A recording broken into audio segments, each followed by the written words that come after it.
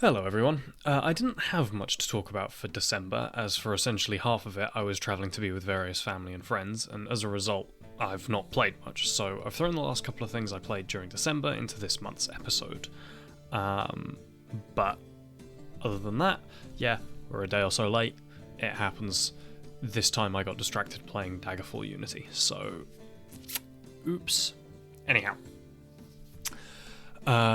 towards the end of during December, I started playing Assassin's Creed: The Rebel Collection on the Switch, which is the Assassin's Creed Black Flag and Assassin's Creed Rogue ported to the Switch as a collection. But for the purposes of footage, I'm using Assassin's Creed 2, which I do have on PC and is therefore easier to capture.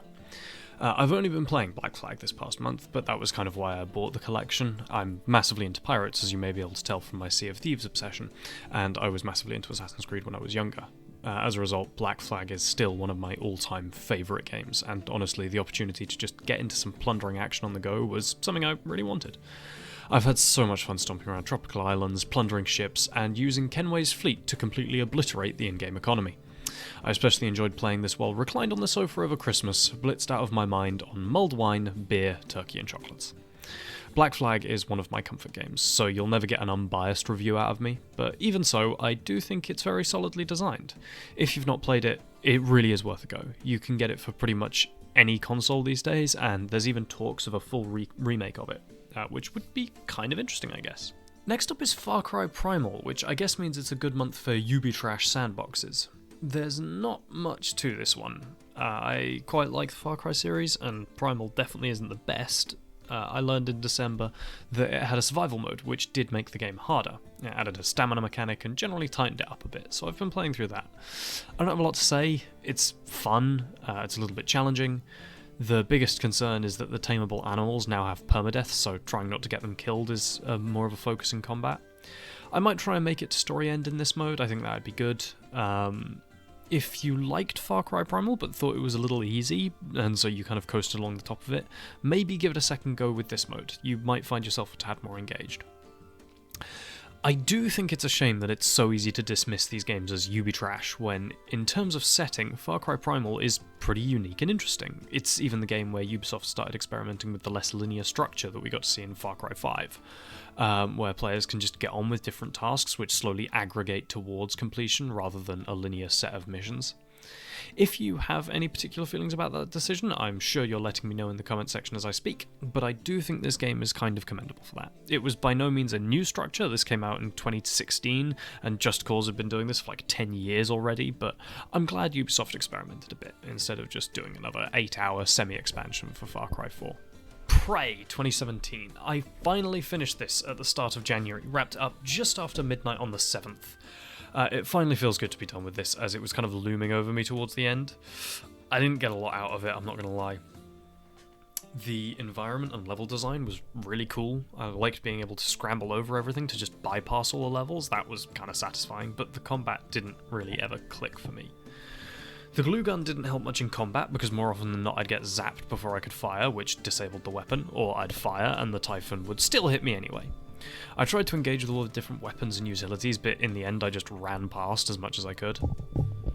The story didn't do much for me. It was fine, the characters were decent enough, but the ending just completely lost me. Like, I understood it, but I have no idea how it was supposed to be a more satisfying ending than the first ending. Anyway, no spoilers if anyone does still want to play Prey, but hasn't yet. That said, I can't exactly recommend this one, as it just didn't click for me. I've seen people praise it as an example of the immersive sim genre, and I don't want to get into that debate, but it feels more like BioShock to me, like a solidly designed first-person shooter with some interesting mechanics and level design, but still fundamentally like an action game. When I bypass all the levels in Dishonored by scrambling over rooftops and teleporting past everyone, that feels like an intended style of play, but when I did it in Prey, it felt like I was kind of using level geometry to skirt around the game design with my tummy sucked in and breath held, like I wasn't really supposed to be doing that. And while it is commendable that the game let me do that, I don't think that really makes it an immersive sim. Unfortunately, it's a very hard genre to define, so that's just my personal feelings. Proteus. Damn, I think the best praise and most damning criticism I can give this game is that it really wants to be Doom. Not just in tone and aesthetic, but it sometimes feels like it wants to replace classic Doom or Doom 2 as the default game for Doom mods to be built on. It's got a built-in map editor, full mod support, and instead of having a main story and then user-generated content, it has a campaigns list, which has the main campaign by default but clearly expects others to sit alongside it. My main problem with Prodeus is that of the lack of story. Each level has some lore text on the level select screen, and at first I did make an effort to read these, but realised after the first few that I wasn't getting a lot out of them, and I probably wasn't really supposed to care. I don't know. Sometimes the in-game environments told a story, such as the large crater level, which was cool, but other times they felt like very deliberately gamified environments. It also seemed really easy. I played on normal difficulty, because I'm alright at FPS games, but I'm also no expert, and I expected that to give me a comfortable challenge for a few days. My first death didn't come until about a third of the way through the game. The footage you'll be seeing on screen now was actually probably the worst it got, because that was when the challenge actually ramped up, and I had to adjust to it. By the time of the last couple of levels I'd got fairly used to it, so I got through the final encounters in a couple of tries.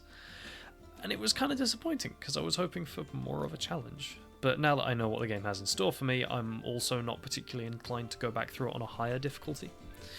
All that being said, I beat the game in like 2 days and had fun while doing it, so it's not bad at all. I just think it kind of lacked an identity of its own.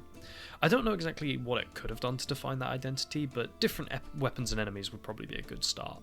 So much of the game's roster is directly lifted from Doom, so every time a new enemy arrived I found myself going, oh, it's that guy from Doom. While finishing it so quickly suggests I was enjoying it, I've also not really thought of it since I beat it.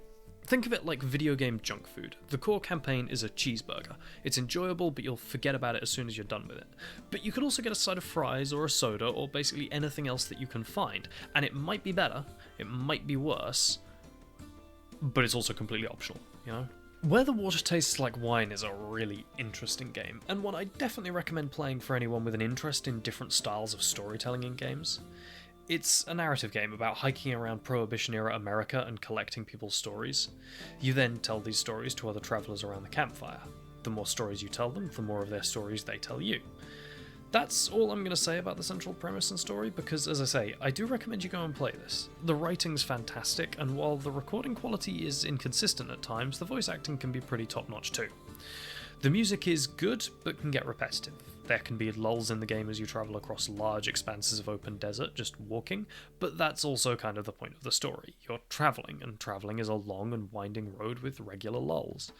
The visual style of the game has a very pleasant, painterly sort of aesthetic. The biggest issue is that the game does have some technical issues. It stutters in a lot of places, and I ran into a bug where the last little sub-story in the game didn't load, so I was permanently stuck at 236 out of 237 stories. Fortunately, collecting them all doesn't seem to be required for anything, and all the main stories work just fine.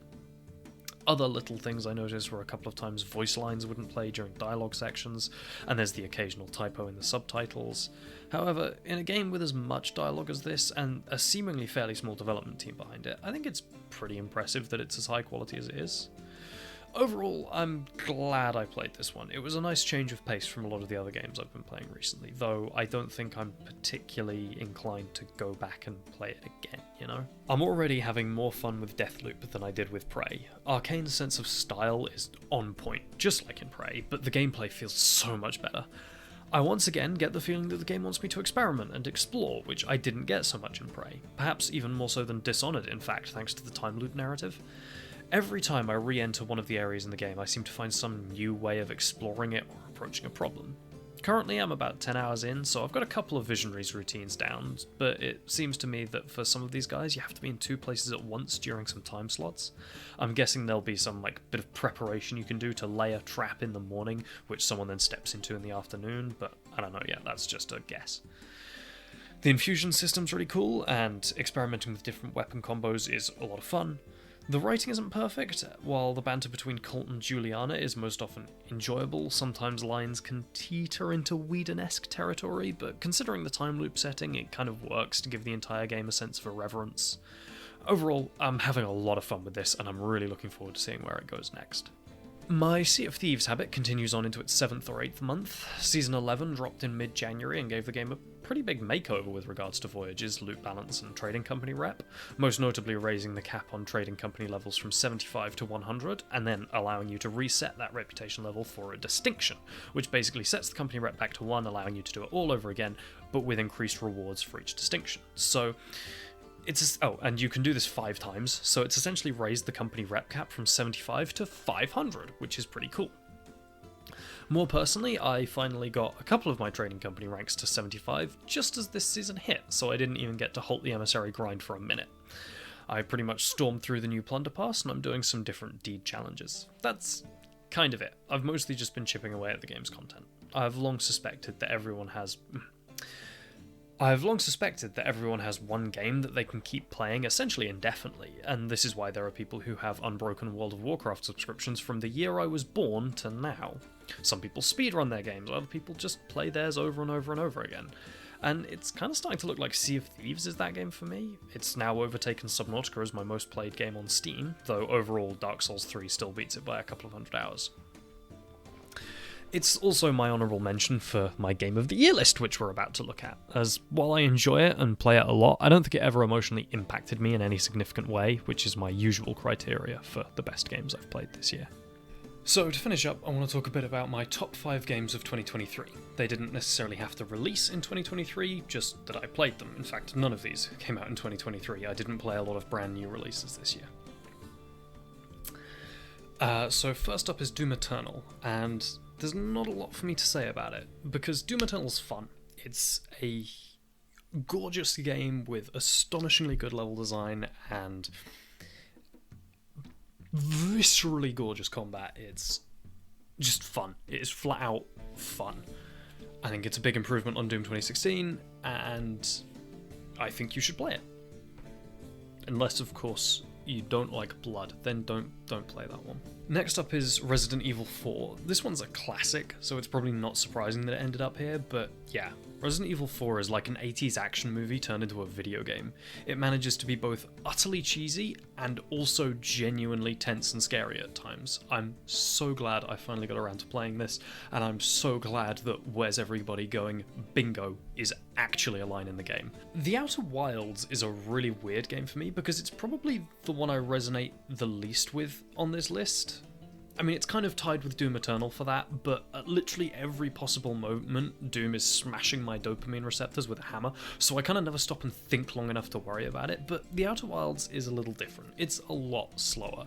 It's atmospheric, and it's almost gentle in a lot of ways. That said, it's the game I've had the most trouble finishing. It feels like there's a lot to discover, and it's sometimes hard to know where to go, so I've very often found myself spending entire play sessions making little to no progress, still having fun and enjoying it because it's an awesome world to be in, but not making any meaningful progress, and that's why I'm progressing through it so slowly. I finally got around to playing through Hollow Knight on the Switch after it being in my backlog basically since release, and I'm so glad I did. This game is so special in so many ways. The music, the atmosphere, the world and level design, the characters, all of it.